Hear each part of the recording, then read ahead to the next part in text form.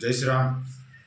आम्ही तळोदा शहरातील नगरपालिका इथे आणि मुख्य अधिकारीला तळोदाची मूलभूत सुविधासाठी मार्ग सुटण्यासाठी एक निवेदन घेऊन गेलो। त्याच्यामध्ये 9 मागण्या होते, प्रमुख मागण्या होते 9 शहराची, की जनसामान्य माणसाला गरज भागणारी मागणी होती।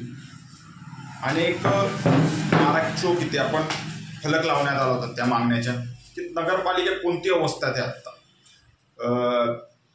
गेल्या 2 वर्षानंतर प्रशासन बसल्यानंतर कशी अवस्था आहे नगरपालिकेत ते दाखवण्यात आलं होतं। तर नगरपालिकेचे सीओनी वचपा काढण्यासाठी, याच्या पहिले तर कोणत्याही बॅनरची परमिशन घेत नव्हते कोणी नाही, तर वचपा काढण्यासाठी श्रीराम सोशल ग्रुपचे 9 कार्यकर्त्यांवर गुन्हा दाखल केला। तर फक्त सीओनचा एक असा होता की जनसामान्य माणसांचे, हमालांचे, पोरगांचे आमच्या विरोधात आवाज उचलला, आमच्या विरोधात विद्रोह केला, म्हणून आमचे आवाज दाबायचा प्रयत्न केला सीओ, मुख्य अधिकारीकडून आणि तळोदा नगरपालिकेकडून। तुम्ही आमचे कितीही आवाज दाबा, तळोदा शहर ही आमची मातृभूमी, कर्मभूमी आहे। 1 नाही 10 गुन्हे करा, आम्ही श्रीराम सोशल ग्रुपचे सर्व कार्यकर्ता, जेवढ्या कार्यकर्त्यांवर तुम्ही गुन्हे दाखल केले ते कधीही तुम्हाला घाबरत नाही आणि घाबरणार। आमचे मूलभूत प्रश्न तळोदा शहराचे,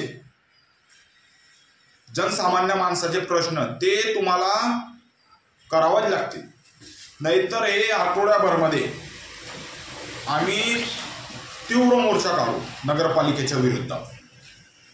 तुम्हाला वाटत असेल की एक हमालच्या पोरगे निघाले, गोरगरीबचे पोरं निघाले आणि तुम्ही आमचे आवाज दाबणार, तर कधीही तळोदा नगरपालिकेकडून शक्य होणार नाही। का हे तळोदा शहराचे लोक आमच्या बरोबर आहेत, आमची कर्मभूमीचे लोक आमच्या बरोबर आहेत।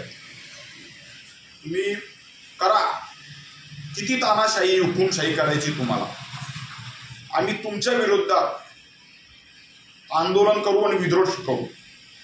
मला वाटत असेल की नाही हे गुन्हा दाखल केला आणि शांत बसणार, कधीही नाही। हा एक गुन्हा नाही आमच्यावर, आमची मातृभूमीसाठी, आमच्या राष्ट्रासाठी, आमच्या तळोदा शहरासाठी अनेक गुन्हे घेऊ तुमच्यासाठी। तुम्ही कितीही करा। जय श्रीराम, जय हिंदू राष्ट्र।